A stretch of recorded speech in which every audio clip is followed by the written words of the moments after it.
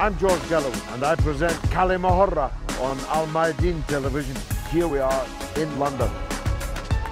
I speak my words freely, either in Parliament, on television, here on the streets of London. كلمة means free word. That's what I speak. So كلمة is a two-way conversation. Check it out on Mayadeen television.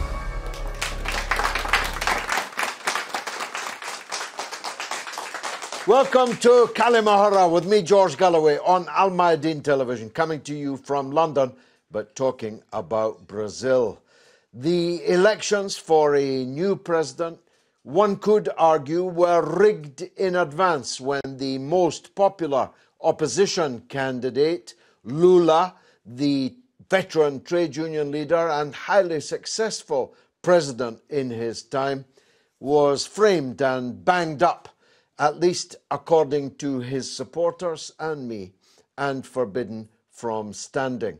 His successor, of course, was also framed and forced out of office. So the Workers' Party of Brazil was up against it right from the start. Their candidate, Haddad, got 45% of the vote.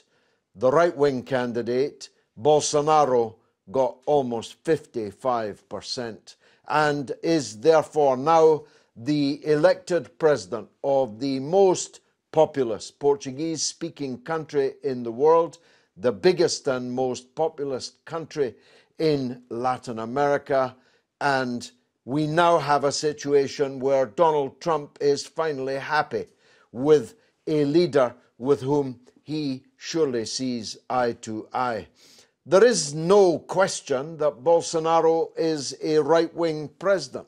There is no question that he represents a lurch backwards in Brazilian politics, and many consequences may flow from that. Of more interest is whether he's a populist or whether he's a fascist. There are people who regard his rhetoric and his promises to portend a fascist future, back to the future for Brazil, because of course Brazil endured many long years of military dictatorship. Is he Trump? Is he Pinochet? That is the question we are going to explore today with this audience of distinguished experts and one or two enthusiastic amateurs like me. It's true that he's a sexist, he's a misogynist, he's a homophobe, he's a racist. It's true that he admires the period of Brazil's military junta. It's true that he has said many times that extirpating, wiping out the Reds in Brazil is something that is a twinkle in his eye. Will he be able to turn these things into reality?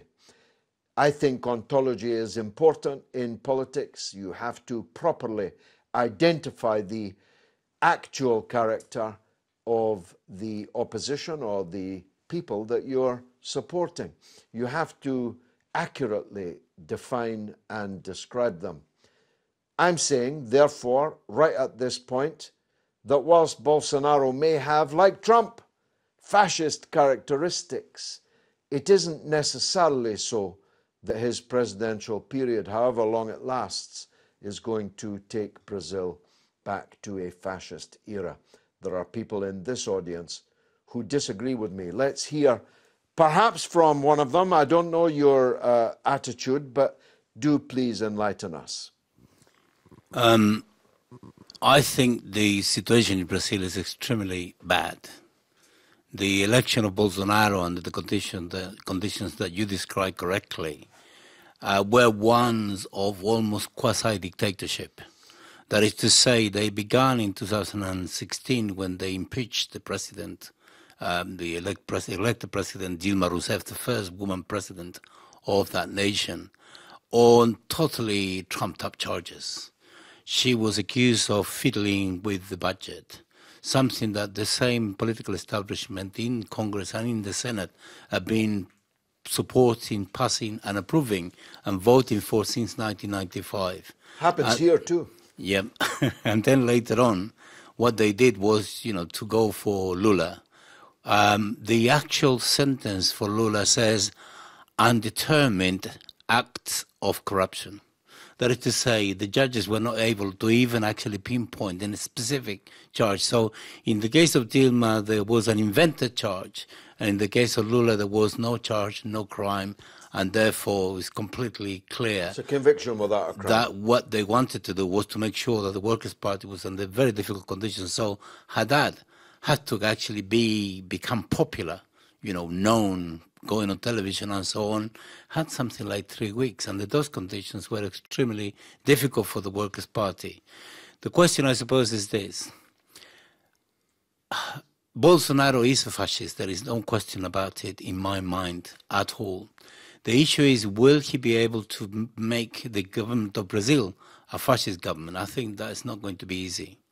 And will, even worse, if that were to happen, that the state of Brazil will become a fascist state, which I think is also very unlikely. The trouble is that he's working with the military, and the military are very conservative, and he's appointing generals all over the place. I don't think it's going to be easy because Brazilian society is extremely well organized. Just to mention a couple of developments or a couple of elements there, the Workers' Party of Brazil has 3 million members and has been able to command 54 million votes in the past. I don't think that's going to disappear automatically. Haddad got something like 45, 47 million votes.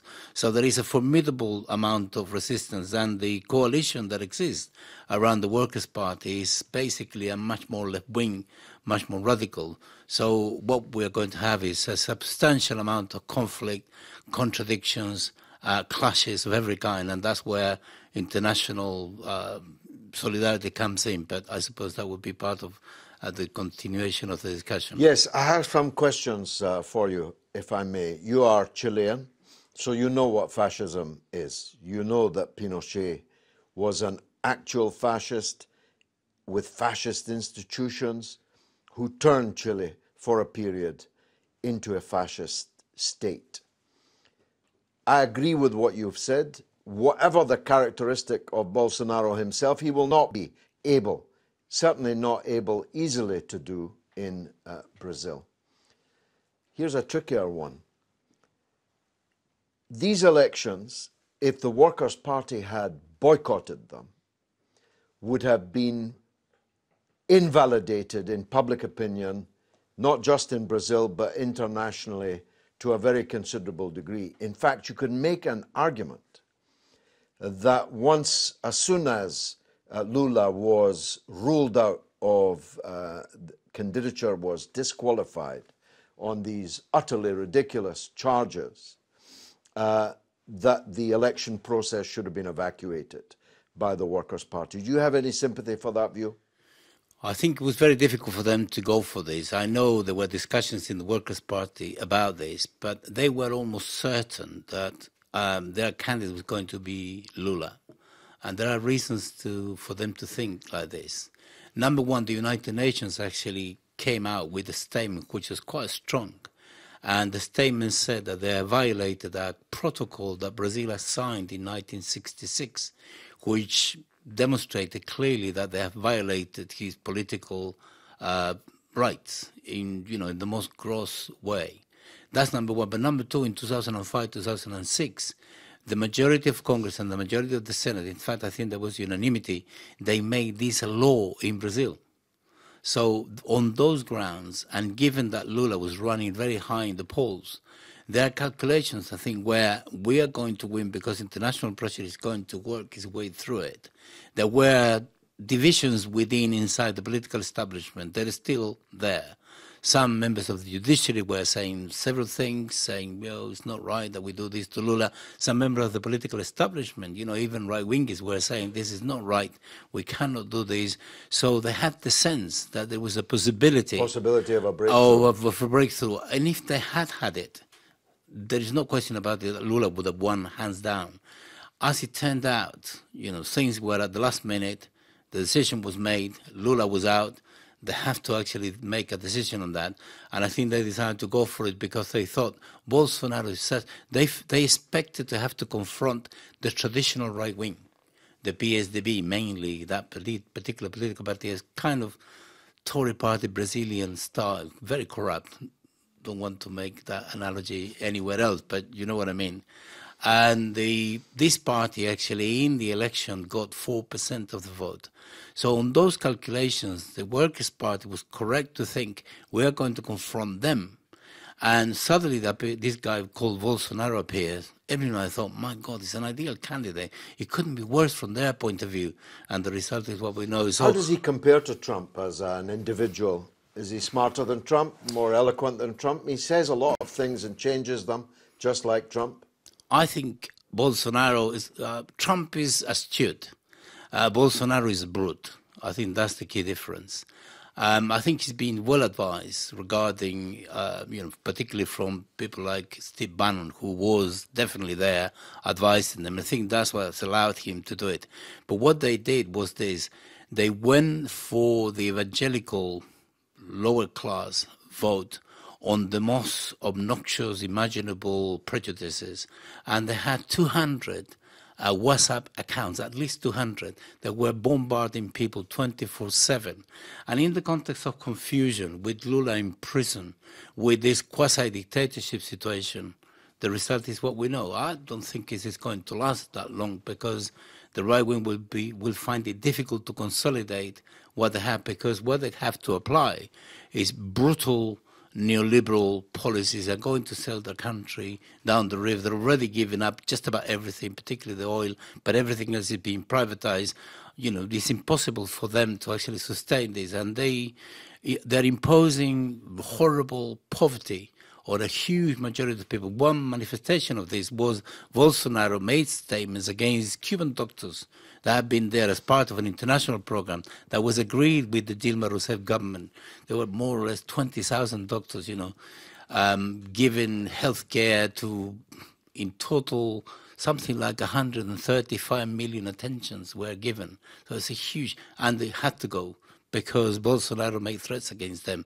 And already the impact of this is extremely negative, and the population are up in arms saying, how is it possible this is connected to do anything? It's just pure vindictiveness and, ideological fanaticism, which I think is the way it's going to be perceived. Father, how do you see things? Interesting party political broadcast, but I want to shift the focus. Bolsonaro declared, I want to govern by the Bible and by the Constitution. He's an evangelical Christian. The evangelical community in Brazil is supposed to have about 22% of the population, which is about 44 million, I think. And it has been growing. It is a branch of Christianity which emphasizes personal conversion, turning life around. So people previously hooked, for example, on drugs, on poverty, on dependency, find a new motivation, turn around their lives. Now, I'm not an evangelical Christian, by the way, but I'm just giving a description which I think can be fairly fair. And so, but the focus, I want to govern by the Bible. Now, here in the West, we have this idea of the holy book is a matter which is probably in a private sphere. Religion is something personal, private. But here's a guy who says, I want to govern by the Bible. Now, that is so shocking that it got all sorts of people worked up. But for a man of faith, as I am, there is a stream of revelation, divine revelation, and the Bible is integral part of it. If I was a Muslim, I would say the Quran is part of the stream of revelation. So I'm a Christian. So how can I not be, in a way, admiring of someone who wants to say, I want to go over the Bible? And the next question is, what does that mean?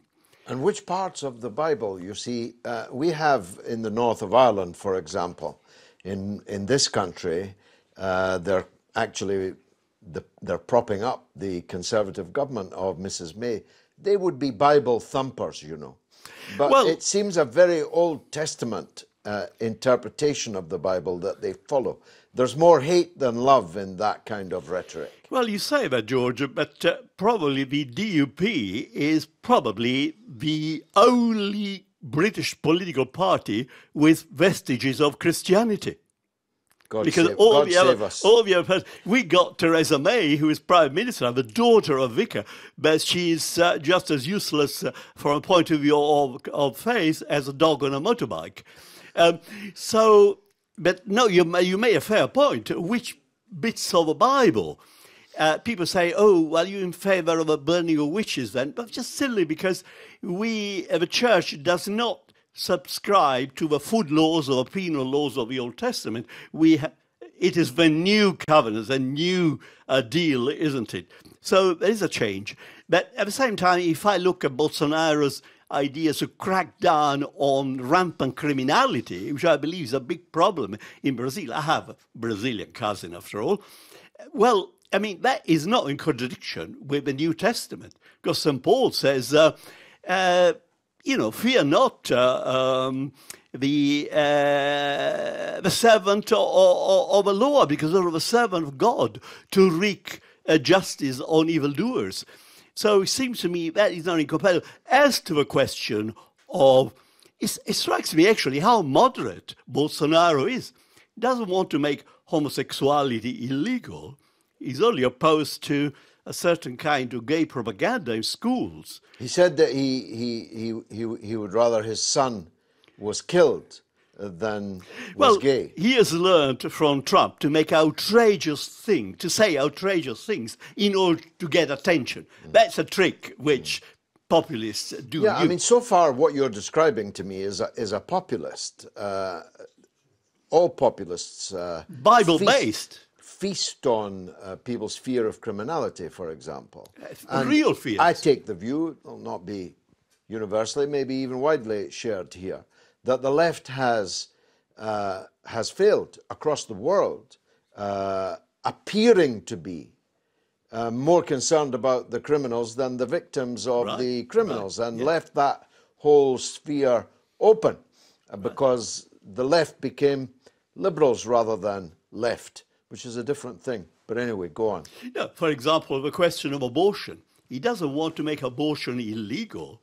He only doesn't want to have a law on abortion to be expanded. Right now in Brazil, I believe abortion is legal in case of rape, in case of fetal malformation, and in case when it's a danger to the life of a mother.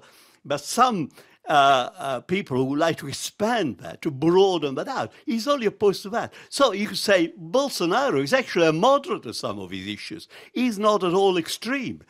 And it seems to me that on the question of the Amazon rainforest, which has also been accused, well, I mean, that was not improving under Lula or under Rousseff.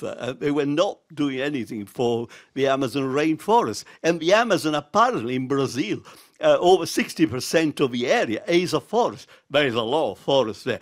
But anyway, the Brazilian rainforest is protected by lots of laws, which, in order to rescind it, you would have to get the Brazilian Congress to allow it, and they will not allow it. So actually, Bolsonaro is no dictator. I know it's somebody's interest to say this, we got a new Pinochet. Pinochet took power with a military coup and exterminated. Bolsonaro, after all, is elected democratically. He is limited as to what he can do by the Brazilian Congress. So maybe we should tune down some of the rhetoric about... Well, I get from you that you think he isn't a fascist, therefore fascism itself is not a danger, that he's a populist. I suppose the next question is, will it work? The right have taken power in Argentina and it's turned into an economic disaster.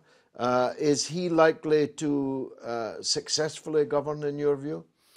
Well, that depends on many factors. Of course, yes, he's a neoliberal, so presumably it's not state intervention, not the model by Keynes, I never remember how to pronounce. Is it Keynes or Keynes? Keynes. But Keynes. But and that is, but you know, here we got this fiscal catastrophe Brazil is plunged into. Who is going to sort out? Previous presidents have not been able to do it. Maybe for what you were saying, I agree. There is an IMF. There are international agencies which are plotting to undermine certain economies, like in the case of Venezuela, I'm sure. But in the case of Brazil, after all, the previous, there is an objective problem. It's corruption. With judges being corrupted, it undermines trust in the law. Criminals feel they can get away with it. So that increases criminality. Somebody's got to do something about it. And even lastly, arming the police and everything else. Well, once again, cracking down criminality is not incompatible with the Bible, I dare to say, because it's a way of protecting the poor and the vulnerable. Well, a perfect dichotomy so far to kick off the show. We'll be right back.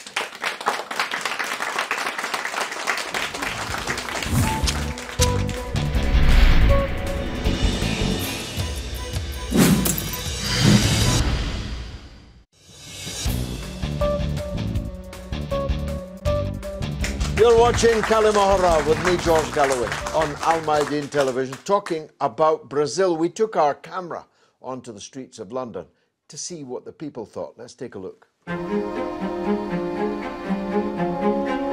Do you think the election in Brazil was a victory for democracy or for fascism? Okay, it wasn't definitely a win for democracy because he's from the army and he wants the army to control the country. So it was a loss for us, and especially because he's a bit aggressive. He's more like a Trump, I would say, but even worse, because every word that he says reflects in the population. So it's not good at all. Sometimes we know that election are misled by wrong information, and so I think it's the same for the election we had in Brazil. Maybe people have been misled. We're not on board. Well, I'm not on board with our president. No, not at all. So I don't think that it's for nationalism. I think it's for a specific group of individuals, and it's about control and it's about money. Yes, Brazil have a new moment. This family, Bolsonaro represents our family for innovation, not corruption. At the end of the day, Brazil is a big place, but the new election guy is just only basically helping the rich people get richer. What I've been looking into, I think, doesn't look very good, his opinions and the way he acts. Do you think Bolsonaro is right to want better relations with the U.S.? Well, under the current presidency, I would say he should remain with his connections with China. Continue to build that bridge, especially if that relationship has already been established. I would say maintain that as much as you can with this particular president, because he doesn't have any morals or values. He has no class. I wouldn't suggest doing any business with our president.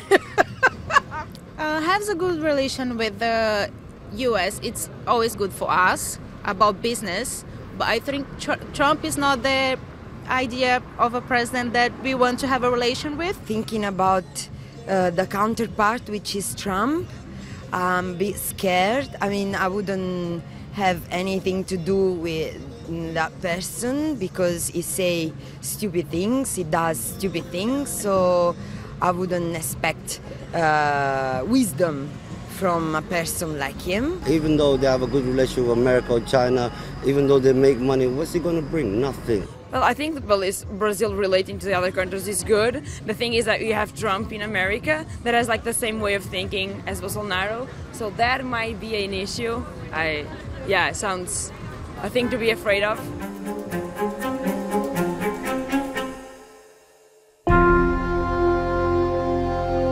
Well, quite an impressive amount of knowledge about the political situation in Brazil on the streets of London. I'm pleasantly surprised. Madame, what's your view? Assalamu alaikum. May the year of peace be upon us now. We are living in times that are very interesting. It's the change of century as well as change of millennium. The fact that we go back to the things that we know, the things that we recognize, is a sign of many, many huge changes to come in consciousness. And since we're talking about binarism and dichotomy, that is a change in consciousness that will take place as well, and is taking place all over the world in different levels by many of us. Brazil is well known for syncretism. The survivors of slavery have been able to adapt and change a position of religion that has been one of war among people. And they have adopted a position of perspective in which, under oppression, they were not able to worship their gods. And they were able to then facilitate an interconnectivity among all the symbolistic gods and saints and orishas and spirits that we have ever co-created in our human capacity of developing knowledge to the extent that our senses develop. In politics in Brazil, the same thing has happened. What came to our awareness is that any political situation in which we have prisoners of consciousness, political prisoners, can be dealt with easily with an expansion of democracy that since the Greeks we have not taken much further. And it's about time we do, so then democracy can be really taking us forward, and a sense of connectivity we have all over the world that is very different than we had before when we didn't have communication as such. Now we are communicating with each other in a way that we never communicated before. So the beauty of it is the fact that democracy in Brazil, given the situation of Lula and the politics, has actually reminded us that anyone in prison is entitled to the human right of voting and standing for election. That will deal with the problems of political prisoners all over the world. It simplifies matters. We have a relationship. I'm part everything. I am a mixture of everybody in the world. Well, I'm just not spiritual enough to ever understand anything that you say. Madam, this question of Bolsonaro's attitude to gays we've touched on, but he doesn't seem to be a person much enamored by the multiracial, multicultural character of Brazil, a country of vast quantities, huge numbers of people who are the descendants of slaves that were brought there, people who were indigenous to the country before the slavers and the colonists arrived. He seems to be, to me anyway, a representative of a kind of white power in Brazil. Is that how the black and minority ethnic Brazilians are looking at it? Yes, pretty much with what's going on. Yes, and also it is kind of what he says on videos, his attitude. So many homosexuals has been killed, beaten up in the streets. I can't say the number exact, but many, many, many. And black people as well. We have armed now on the favelas. They criminalize people when about maybe 2 years ago, or maybe even longer, I don't know, they found out a helicopter, and the helicopter belonged to one of the most rich men in Brazil. And we know that. We know that it's not a lie. And also about the doctor situation now. They say the Cubans went to Brazil to go to areas where the Brazilian doctors don't go, because most of Brazilian doctors in Brazil are from the elite. Those who can pay for the students to go to paid universities. Since Lula, they started, the students from lower classes where they started going to university, but they are not really ready, I mean, they don't have experience to start, so these Cubans, 20,000 Cuban doctors were working in the poorest parts. In the poorest area. And I have one person in my family. They have gone? Have they gone already? Most of them are gone, yes. They are gone all over there. And I have a person in my family, a doctor, and I know many of others. One in my family that passed the test from a public hospital, a state hospital, and never went, never. She receives every month the salary, and she never went to work. She pays somebody to sign for her, to sign in for her. So that's what they do. And then they go and work in private clinics. And that's not a lie, and we know that. All Brazilians know that. In the past, Bolsonaro was an admirer of Hugo Chavez. He spoke warmly of Chavez. I've seen the speech that he gave. Was this because he saw in Chavez, you know, a strong man, military fellow like him? Or was he just misunderstanding Chavez? I don't know. I don't really understand Bolsonaro. Sometimes I think he's just like, how do we say, a puppet. You know, he does whatever they tell him. Sometimes I'm not sure. That's the way. Who would be telling him what to do? Probably mainly the militaries, because you know, if he fails, the militaries come. They have an excuse to. Do the military want to come? Of course. Are we talking a military class that would like to go back to previous Oh times? yes, Bolsonaro's vice is general. It's kind of out of fashion now, though, the outright military dictatorship. It's a military junta would be quite an aberration in today's world, whereas earlier in my life it was quite a common thing. Not in Brazil. Not in Brazil. No? No, not in Brazil. Just two things. Number one, when Bolsonaro was not known, was not standing for anything, was just a member. He was a senator before. He was a member of Congress. And when it came to the question of impeaching Dilma Rousseff, the style in Brazil is that every member of Congress makes a speech dedicating their vote to somebody, the family, the wife, and God knows what. And Bolsonaro made the point of actually dedicating his vote to a guy called Ustra, who was the person in charge of torture in Brazil under the military dictatorship. Yeah.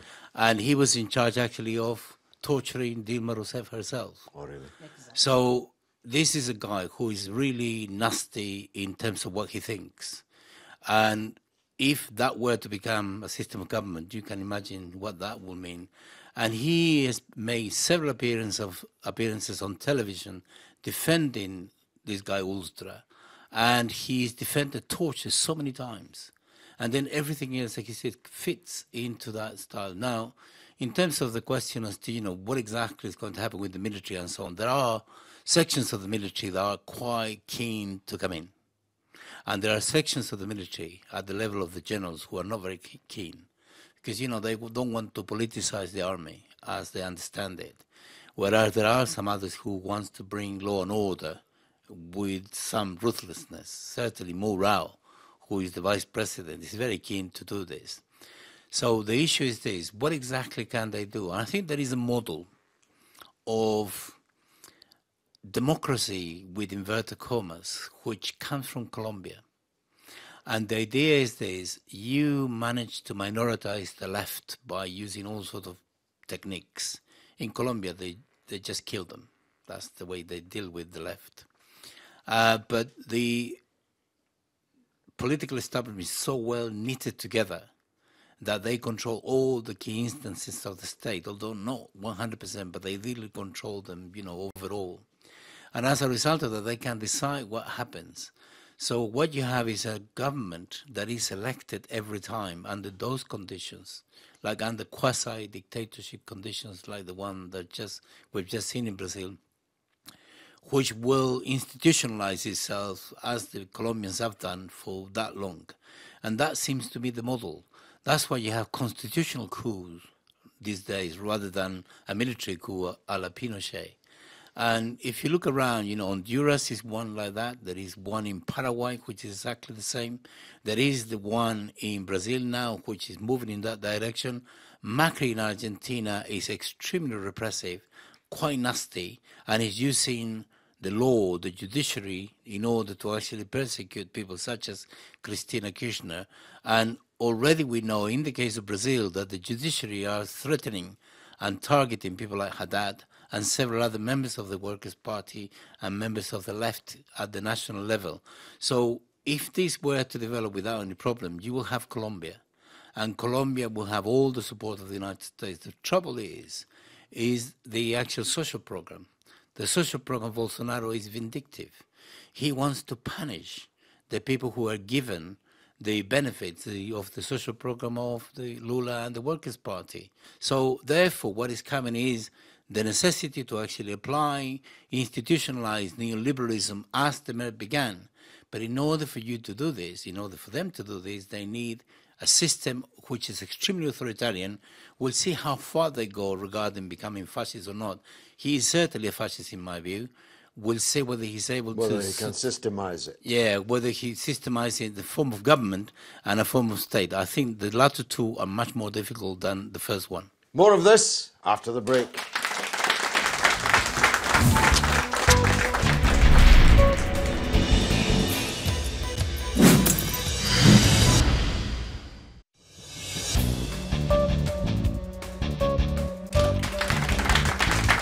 You're watching Kلمة with me, George Galloway, in London, talking about Brazil. We took the cameras out, as I told you. Let's get some more of what the people thought.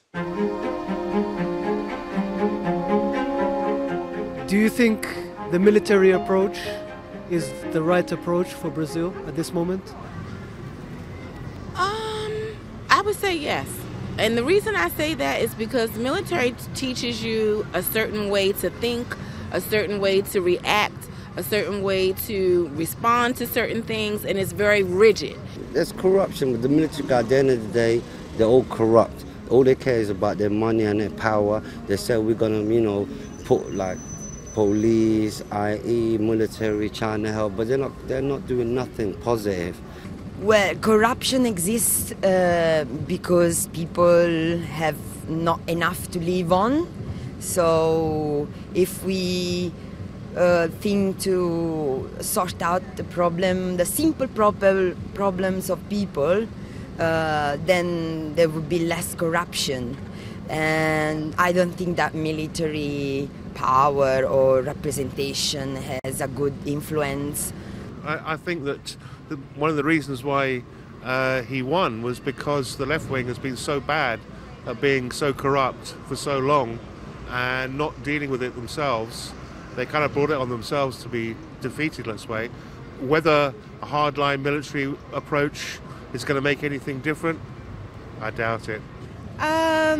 All the population, half of the population that votes on him, was expecting that he would be against the corruption because it's a big problem in my country right now. But I don't think he's 100% against that, because he said many times that he still wants all the advantages of being a president, all the money he's gonna get for it. He's not very against, because he would say like, oh, I can get less and my population can get more money for the hospital, for the schools and everything, but he wasn't against that, so I don't think so. I don't think it will work. I think the peaceful way is like the right way to go, but I'm not really sure, so.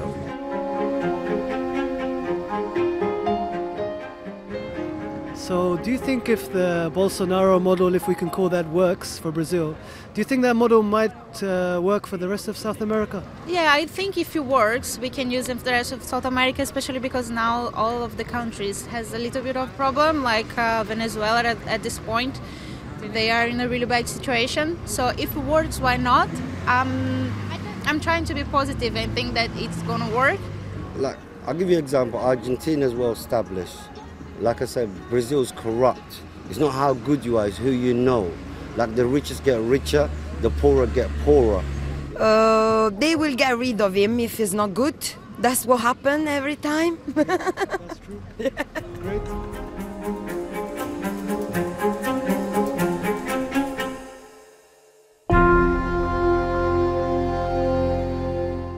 Gosh, the public make me angry sometime.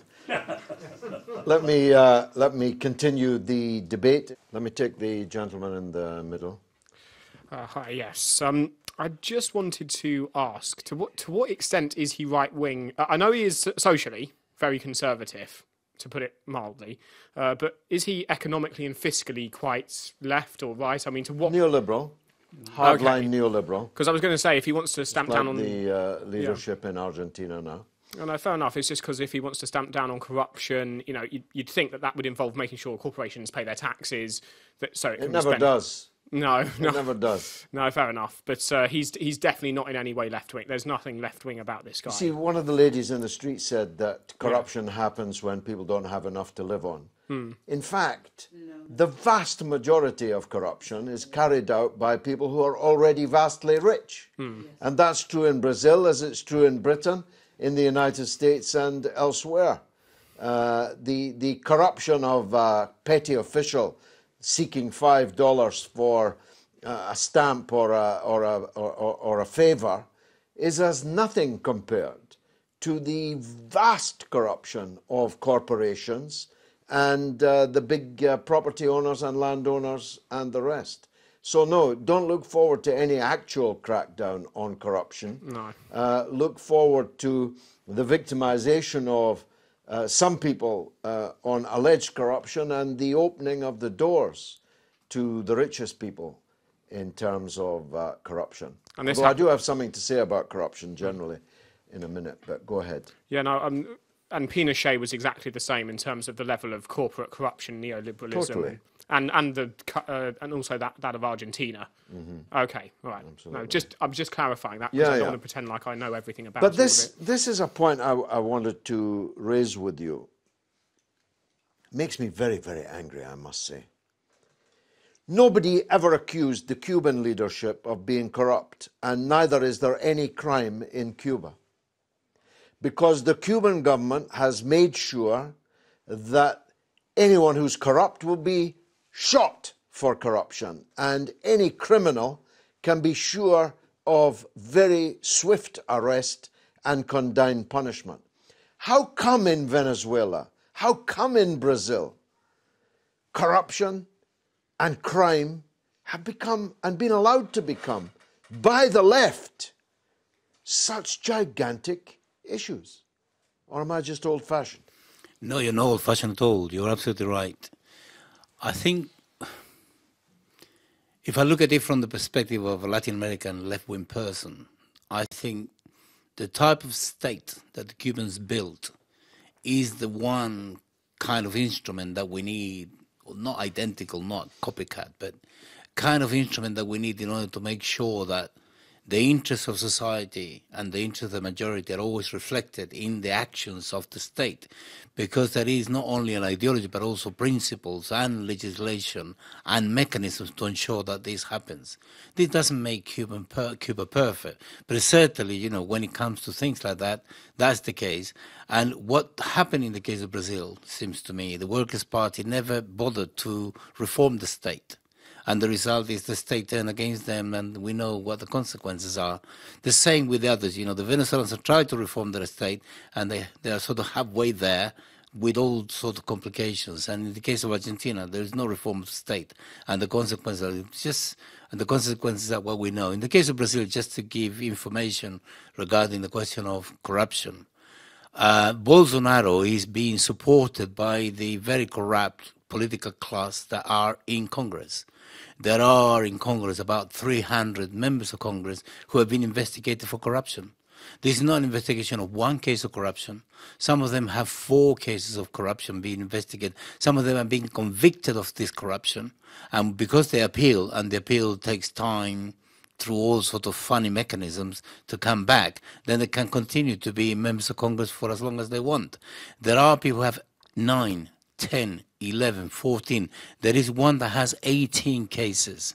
And these are the people who are supporting them. And Brazil in 2002, when Lula came to office, had a GDP, a gross domestic product, of $600 billion. By 2012-13, Brazil had gone up to 2.7 trillion. And there was a vast amount of money as a result of the commodity boom that Brazil so much benefited out. And there was a huge amount of expansion of public works. That's where the corruption came in. And the PT, the Workers' Party, is guilty of that.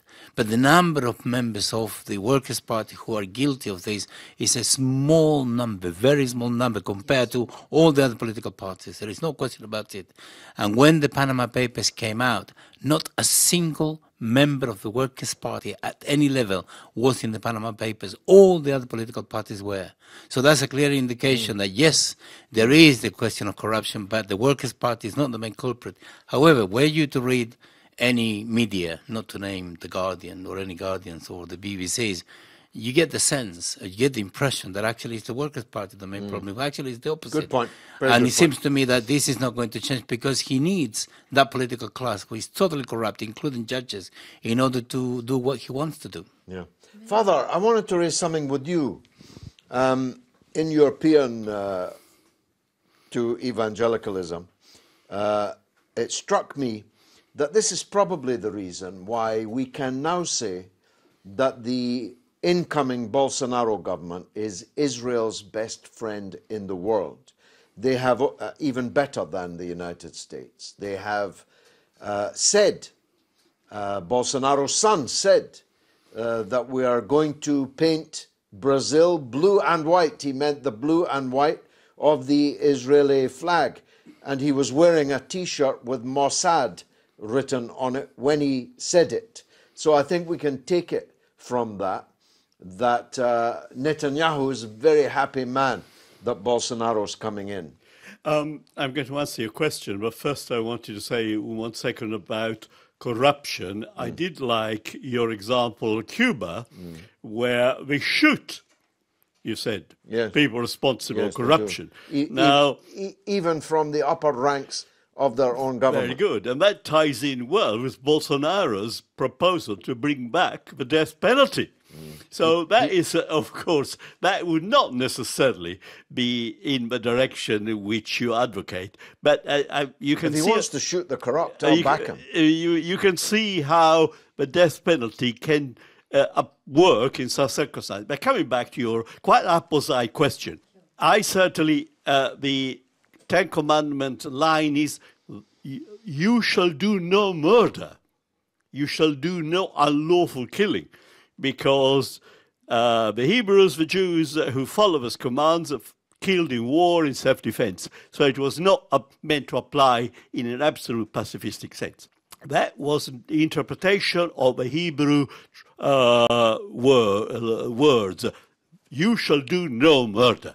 No, you shall not kill. Because they all killed animals, for example.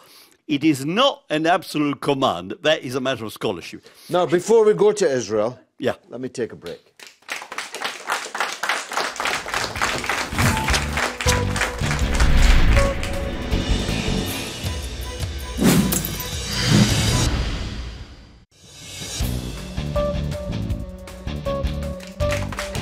You're watching كلمة with me, George Galloway, for Mayadeen television, coming from London, talking about Brazil. Before the break, Father, I asked you about the peculiarly close relations between Bolsonaro, his children, and Netanyahu and Israel. He's going to move the Brazilian embassy to Jerusalem after the fashion of Donald Trump, but probably before Donald Trump actually manages fully to do it.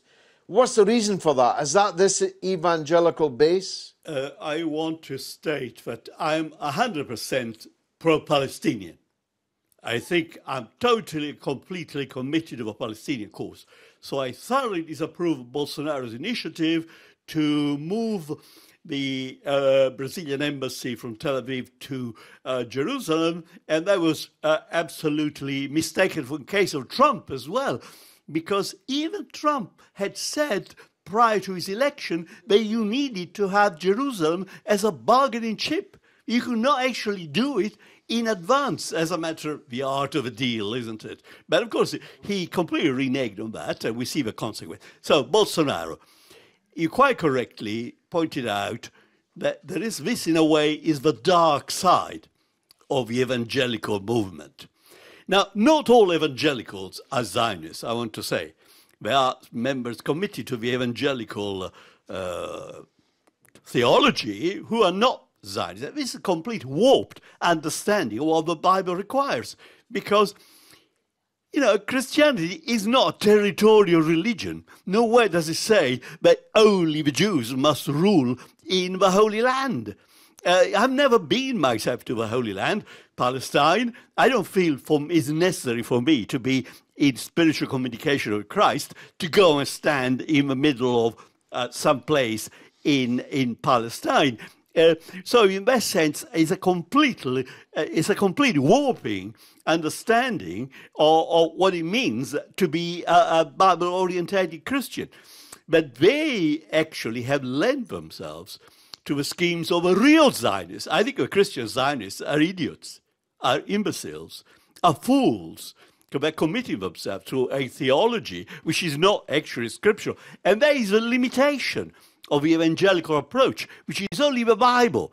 Whereas a more holistic Christian, even the Church of England, I'm not going to defend it because it's so foolish, but at the same time, the Church of England stressed it's a three-legged stool. It's the Bible, it's tradition, it's reason. And you got to take all these three elements into consideration before you come to a theological conclusion. But that is I would say the tragedy almost, some forms of evangelical tradition. They commit themselves to a theology which has not really got support. And in that sense, they lend themselves to supporting a cause of injustice. It is unjust that only one particular religion should have sway over Palestine. That is not... and of course, Jesus Christ started a new covenant. It is no longer it's the whole earth which is, as it were, the promised land. It is not one particular chunk of land in Palestine. So if I'm writing to Bolsonaro, say, please, you need a theological advisor. I will be your advisor. I will tell you how to go about it. Well, look, it's theologically peculiar, but it's also politically dangerous, isn't it? That, for example, Haddad, as the name suggests, is yes, of Arabic origin. There are very large numbers of Arabs in Brazil. Many of them are Palestinian. This is a very provocative act. If Netanyahu starts popping in to the presidential palace in Brazil, it's going to be quite a hot potato, that one. Yes, sir. Thank you, George. I think what strikes me about this election and actually what's going on in Brazil, and having covered a lot of elections before, what strikes me as quite dangerous in this context and this specific case is that the right and the left find it very, very difficult to debate each other or even discuss certain issues that I think both find troublesome in Brazil. For example, corruption, increasing maybe a minimum wage and allowing poorer people to climb up the social ladder. I think people on the left and right in Brazil tend to agree on these things. But because Bolsonaro allowed himself a platform that doesn't allow for the left to speak or the left to have its say, he's marginalized the way that Brazilians are now debating things. And I feel it's dangerous because whenever somebody from the left wants to criticize anything, they automatically aim it at the right. And it's the same the other way around. So if you're a right-wing Brazilian who supports Bolsonaro, any ails or any problems in Brazil automatically are blamed on the left. There's not much logic to it, there's not much facts behind it, but it's a almost automatic reaction. Well, the left presided over a vast increase in the standard of living of the vast majority of Brazilians. Not necessarily because they were geniuses, but because, as you said, the tremendous rise in commodity prices over the period that the left were in power totally transformed the lives of the Brazilian people, and the poorest amongst them the most. Absolutely, I can't disagree with that. And this is something that we've seen where neoliberalism infects the left and then is blamed for all the problems of neoliberalism on the left. So I hope that in Brazil in the next few years, other than in election times, the left and the right can come together slightly more and debate problems rather well, than you blame know, each there's other. no more fierce dichotomy than the one between the Democrats and the Republicans in the United States, and yet you couldn't slip sixpence between them. I just want to ask you, no, Madam, no, please. I want to ask you about that, if I may. The workers didn't benefit enough from the Workers' Party's government because the Workers' Party wasn't enough of a Workers' Party. It said it was a socialist party, but it didn't do enough socialism. Isn't that right? That neoliberalism infected the Workers' Party in a way that it infected the Labour Party and many other social democratic parties around the world. They had to make adjustments to their policies after the crisis, the world crisis, 2008, all the way to 2013. And it was quite difficult. The price of commodities in general went down by 4% as a result of the crisis. But the price of minerals went down by 16%. And Brazil was selling iron more than anything else in large quantities. And if suddenly not only the amount being purchased comes down quite dramatically, but the price also goes down, it's a double whammy. And suddenly the government had to make adjustments, apply some austerity and so on. Then I agree with that. Your income falls, so you're going to have to redistribute the wealth that is there, and they didn't do enough of that. But what they expected is to be a purely temporary situation, that they expected to recover once the economy picked up, which they expected to pick up quite quickly. But if you look at all the social provisions, the national health system, if you look at the pension system and so on, in Brazil, when you retire with 100% of your wages, 100%. And this is what Bolsonaro is one of the main things that he wants to destroy. So the workers did have these possibilities, and the Workers' Party created the conditions for the working class to be organized in very strong confederations. There are 10 trade union confederations in Brazil, and one of them, which is the CUT, the equivalent of the TDC, is the one that is closely associated to the Workers' Party. In other words, it's still very strong. They're going to organize several general strikes. They organized several general strikes in the past. But I want to make one point regarding the question of the dialogue between the left and the right. The Workers' Party has been one of the most democratic parties in Brazil. There is no question about it. It's not a perfect party. It suffers from many flaws and many weaknesses. But in terms of democracy, they're absolutely immaculate when it comes to respect it. All the elections that took place from 2002 all the way to 2014, when Dilma was elected, it all took place under conditions of discussion, television debates, absolutely, everything was discussed in every possible sense. It seems to me that the right was the one that caused the trouble, and this is the reason.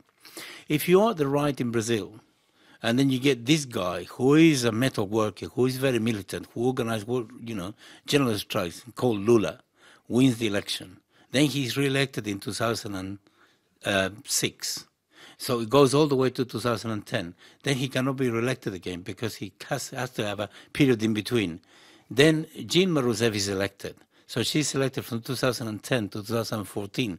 Then in 2014, she is re-elected all the way to 2018.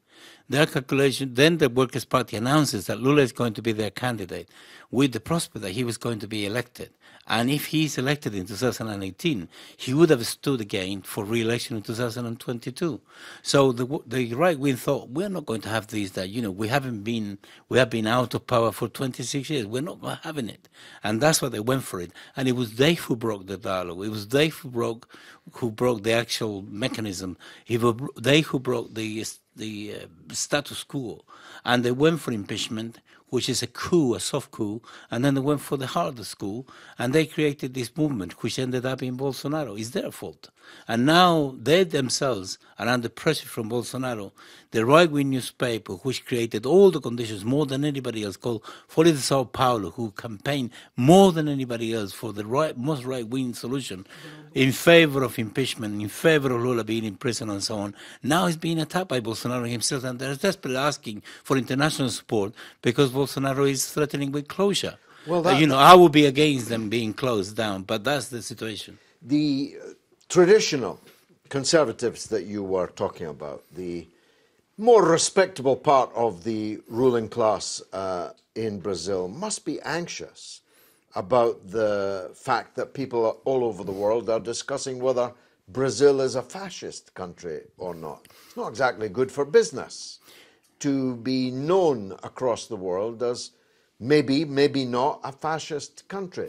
And is there any hope of them allying with the Workers' Party against the far right? Yes, there are. Already when it was clear that Haddad was going to be the candidate and Bolsonaro was likely to win, it was there were clear indications of this. Extraordinary characters at a national level, such as Fernando Enrique Cardoso, who was the darling of the right for so many years, he openly called to vote against Bolsonaro, and then people put pressure on him. He said, what do you mean voting against Bolsonaro? Are you calling to vote for Haddad? He delayed his response, but eventually he said, yes, we have to vote for Haddad. Several members of the right wing, Joaquim Barbosa, you know, president of the Supreme Court, a conservative, traditional judge, he also publicly came out, you know, to oppose Bolsonaro and call for the support of Haddad. And they're calling about referring to these forces as democratic forces against this threat. So it seems to me that the right wing is not homogeneous at all, quite the opposite. They're extremely worried about this. And the reason why they're so worried is because Brazil used to be a giant in international relations, you know, with Lula. When Brazil went to Davos, to any of these summits, when Lula or any Brazilian spoke, you know, the whole world listened very carefully, and they pay attention, and they even heed their call. Now it's a dwarf. And everybody knows this is one of the main regrets that everybody in Brazil is having, said, we used to be very influential, now we're nobody. And now we're going to become an appendix of the United States. So it seems to me that sections of the right are going to say this. 35 years ago, I lent Lula $200 when he was an impecunious trade union organizer who happened to find himself in London and in need of some funds. It's the best investment I ever made. Though it's never been repaid, I don't want it to be repaid. So I have a personal interest in asking you, will Lula ever be free? Will he ever be able to run again? Can he be the president again? People are thinking, and I think I know what the thinking in Brazil is. They want to organize a campaign internationally with the maximum support possible for democracy, for the defense of democracy and against the excesses or the policies of Bolsonaro. That's one thing. And the socialist parties in Europe are quite keen on this. You know, there is Sanchez in Spain, and there are the Portuguese in the socialists in Portugal and so on. And what was interesting is that the General Secretary of the German Social Democracy, somebody called Schulz, decided to go to Brazil. German Social Democracy has never been very radical. And they went to Brazil to actually take pictures of themselves with Lula. So what the thinking at the moment in Brazil is one campaign internationally for the defense of democracy, a separate campaign for Lula. Lula must be free. And I think it's going to take the character of the campaign to free Mandela kind of thing. I think that's what they're thinking. I think it would be, if that is the case, I think it will put pressure on them. And there is a good chance because the United Nations is quite keen, and the person in charge of the Commission for Human Rights in the United Nations now is former President Michelle Bachelet from Chile, who actually led the campaign in support of Lula in Chile. So there are some good chances. It depends on how much people campaign and mobilize, and hopefully parliamentarians, trade unionists and so on, who are already signing things over here in the UK and I know in the rest of Europe, will make that possibility a reality, and we hope so very much. Father, last word to you. There are anxieties that the Trump-Bolsonaro axis may have extraterritorial ambitions, that we could see a confrontation, for example, between Trump's ally in Colombia and Trump's ally in Brazil against Venezuela, and the actual war on the subcontinent could be the result of this man coming to power. Can I ask you to pray that that should not happen, and do you think it will? You certainly can count on my prayers, because that's a clergyman's job. But of course, prayer is not supposed to work to override the goodwill of human beings. We're not supposed to say, it's all up to God, therefore we have to do nothing. We certainly have to work for peace. Now, I'm just a tiny little word of caution about conspiratology, about open conspiratology, namely there is a great scheme to destroy. Maybe there is. Maybe there is a plan to undermine. You know a lot about Venezuela, which I don't. Although when I was young, someone wanted me to migrate to Venezuela. Later on, I was offered a parish in Caracas. You should have taken it. It's a wonderful country. No, I There just. are many of I your know it fellow is. countrymen there. I know it is. And certainly, I was fond of Chavez. I liked Chavez. And in my youth, I was even a Marxist-Leninist, but enough for autobiography. So, but the question is, let us try also to use, someone said we should have a ministry for the imagination. We should have a ministry for imagination. Try to imagine new models, new schemes, not just get stuck in some traditional dichotomies, but try to have some kind of vision. And, you know, the person who is going to do that, or persons, well, they will be doing a great job. I think you've got an ideal candidate sitting right next to you. Inshallah. That's all we've got Inshallah. time for. Inshallah. That's all we've got time for. This evening, I hope you enjoyed the show. I've been George Galloway. This has been كلمة for Al Mayadeen Television in London.